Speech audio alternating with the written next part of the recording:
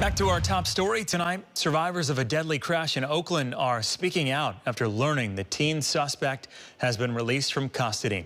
The crash left 3 people dead and 5 others injured. Crown 4's Sarah Stinson reports.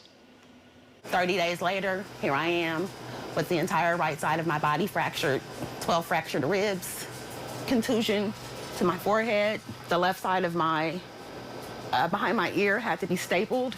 These 3 women grew up together. Now they're supporting each other through recovery after a deadly crash changed their lives in an instant. And I just don't quite understand why it happened, because it happened in such a blink of an eye.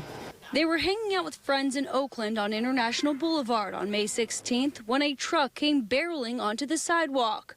3 people were killed, 5 others were seriously injured. One of them was Gabriella Baez, who was thrown through the glass of a liquor store.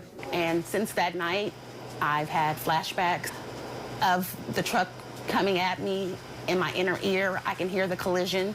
Since then, my anxiety is so high that I just shake uncontrollably. Kieko Jones was sitting inside a parked car when the crash happened. She then rushed to help her friend. She was out of it, so I slapped her to bring her back, just to kind of keep her out of shock.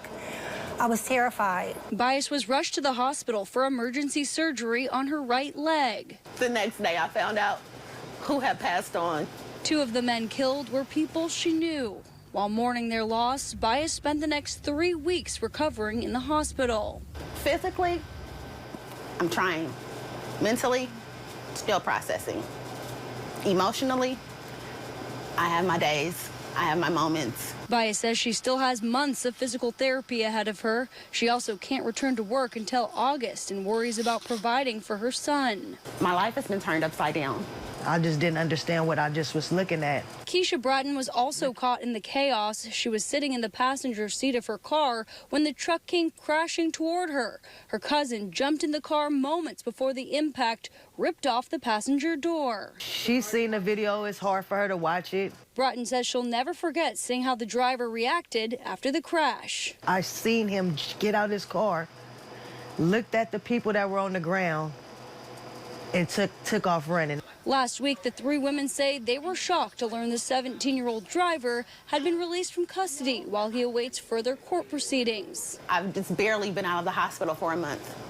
So how does he get released to walk normally? But for these 3 survivors, the decision doesn't feel like a path to justice. I am angry that he's only getting a slap on the wrist. I do believe he should be tried as an adult. I hope he never drives again. To the judge, I want you to know that there are survivors that want to see justice served. They also learned investigators did not find the teen to be under the influence of drugs or alcohol, leaving them with more questions than answers. Why didn't the vehicle stop when it hit me? Why did it have to keep going? I'm Sarah Stinson reporting, Crown 4 News. Or get out of the way.